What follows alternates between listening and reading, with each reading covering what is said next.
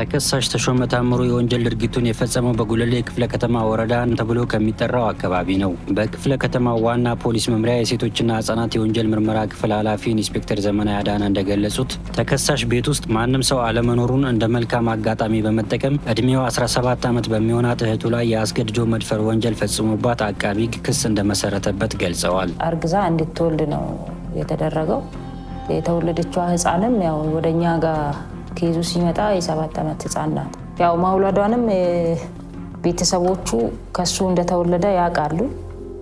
በእርግጥ ያው በባህልም ጥሩ አይደለም በማለት ሸፍነው ይዘውት ነበረ። ኬዙ የሚኖሩት አንድ ቤት ውስጥ ነው።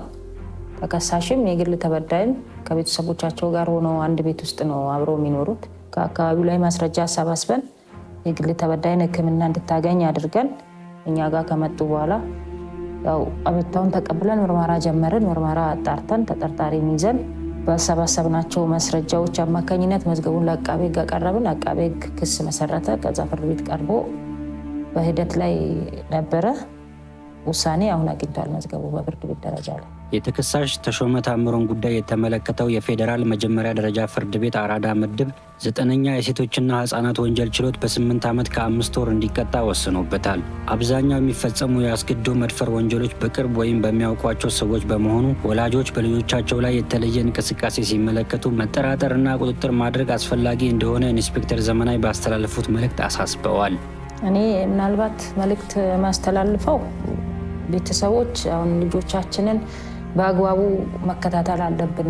ቤተሰቦች ይህን ጉዳይ ሲያውቁ ወዲያውኑ ወደ ህግ ማምጣት ነበረባቸው። ወደ ህግ ከማምጣት ሰው ምን ላለ የሚለውን ነው ወደ አእምሯቸው ያመጡትና ያ መሆን የለበትም። ማንም ሰው ወንጀል ሲፈጽም ወደ ህግ መጥቶ በህግ ተጠያቂ እንዲሆን ማድረግ አለበት ቤተሰብ። የወንጀል ድርጊቱ የተፈጸመው በልደታ ክፍለ ከተማ ወረዳ 9 ሸምበቆ ጠጅ ቤት አካባቢ ነው። ተከሳሽ መሐሪ ዘሪሁን የተባለው ግለሰብ የግል ተበዳይ ስልክ እያወሩ በጆሮአቸው ይዘው እየተጓዙ ባለበት አጋጣሚ ተጠርጣሪው ወንጀሉን ፈጽሞ ቢሰወርም ፖሊስ ባደረገው ብርቱ ክትትል ግለሰቡ በቁጥጥር ስር ውሎ ክስ እንደተመሰረተበት የጌጃ አካባቢ ፖሊስ ጣቢያ የወንጀል ምርመራ ማስተባበሪያ ኃላፊ ኢንስፔክተር ፀሐይ ብርሃኑ ገልጸዋል። የግል ተበዳይ ስልክ በማነጋገር ላይ እያለ የዋጋ ገምቶ 30 ሺህ ብር የሚያወጣ ሳምሰንግ ሞባይል የሆነውን የግራ እጁ ላይ በመውጋት የውንብድና እና የቅሚያ ወንጀል ፈጽሟል በማለት የተፈጸመ ወንጀል ነው ማለት። የግል ተበዳይ አቤቱታ ካቀረበ በኋላ የፖሊስ እንደ ፖሊስ እና እንደ ምርመራ ክፍል ኃላፊነቴ የምርመራ ቡድን በማዋቀር የግል ተበዳይ በአቀረበው አቤቱታ መሰረት እዛው ቦታው ላይ ድረስ በመሄድ የመረጃዎችን በማሰባሰብ በመያዝ የምርመራ መዝገባችንን በማቀናጀትና በማጠናከር ለአቃቤ ሕግ በማቅረብ ክስ እንዲመሰረቱ ሆኗል ማለት ነው።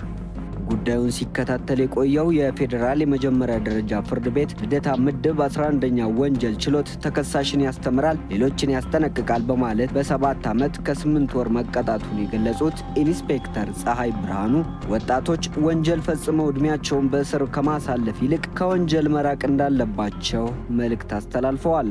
ማንኛውንም ወንጀል ፈጽመው ከፖሊስ ማምለጥ እንደማይችሉና የሚፈጽሙትም ወንጀል ሰርተው ብዙ ነገር ማሳየት እየቻሉ እንዳለ ሙሉ እድሜያቸውን ይሄ እንደ ወንጀል ፈጻሚ 7 ዓመት ነው የተቀጣው ማለት ነው እና 7 ዓመት ከህይወቱ ላይ ይሰርቃል ማለት ነው። ስለዚህ 7 ዓመት ሰርቶ ራሱን መለወጥ በሚችልበት ወቅት እዛ ማረሚያ ቤት ማሳለፍ ማለት እንግዲህ ከባድ ነው እና ከዚህ ድርጊት ያው ተምረው ሌሎች ወጣቶችም ከዚህ የሚያስቡት ነገር ካለ ሊታቀቡ።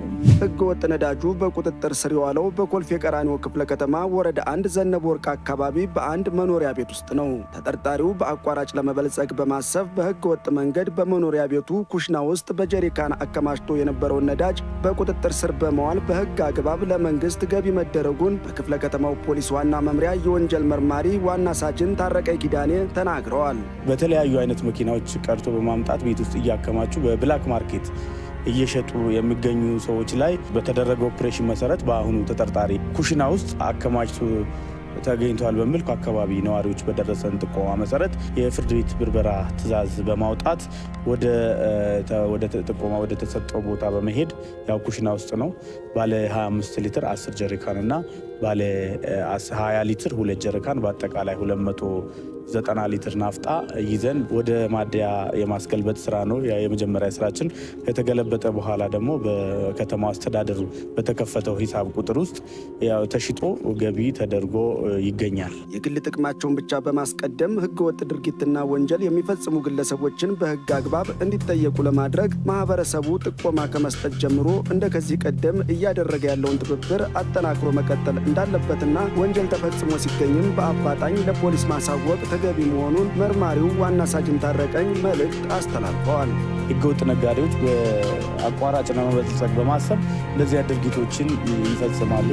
ይህንን ደግሞ ለነዚህ ቅርብ አካባቢ ነው እንደዚህ መሰል ወንጀሎች ያገድ ለጸጥታ አካሉ ጥቆማ መስጠት የተለመደው ትብብራቸው እንዳደርጉልን ነው ህብረተሰቡን ጥሪን ማስተላለፍ የሚፈልገው። ተጠርጣሪዎቹ ወንጀሉን የፈጸሙት በአራዳ ክፍለ ከተማ ወረዳ 7 ልዩ ቦታው አቡነ ጎርጎርዮስ ተብሎ ከሚጠራው አካባቢ ነው። የአራዳ ክፍለ ከተማ ፖሊስ ዋና መምሪያ የቀበና አካባቢ ፖሊስ መምሪያ የወንጀል መርማሪ የሆኑት ዋና ሳጅን አድኖ እሸቱ እንደገለጹት አንደኛ ተጠርጣሪ በጥበቃ ሰራተኝነት ተቀጥሮ ሲሰራ ከነበረበት መኖሪያ ቤት ውስጥ ኃላፊነቱን በመዘንጋት ከ1 ሚሊዮን ብር በላይ የሚገመት ንብረት በመስረቅ ለሁለተኛ ተጠርጣሪ እንደሸጠውና ንብረቱን በማስመለስ በሁለቱም ግለሰቦች ላይ አስፈላጊው ምርመራ ተጣርቶባቸው አቃቢ ህግ ክስ መስርቶባቸዋል። ተጠርጣሪ በሚሰራበት አካባቢ ሁሉን ነገር ኃላፊነት ወስዶ እሱ የሚሰራ በመሆኑ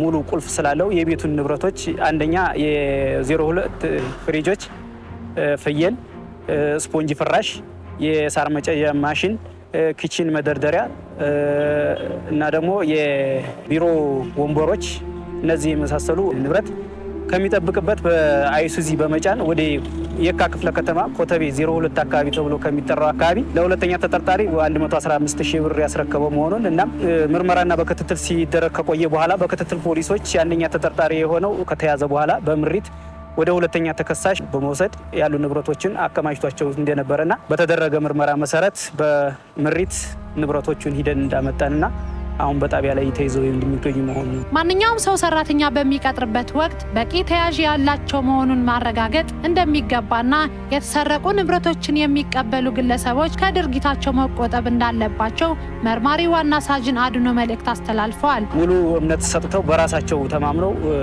ማንነቱን ሳያረጋግጡ በመቀጠራቸውና ተያዥ ንብረት ያለው የአዲስ አበባ ነዋሪ የሆነ እነዚህን ነገሮች በደንብ ማጠናከርና ማወቅ ይገባቸዋል።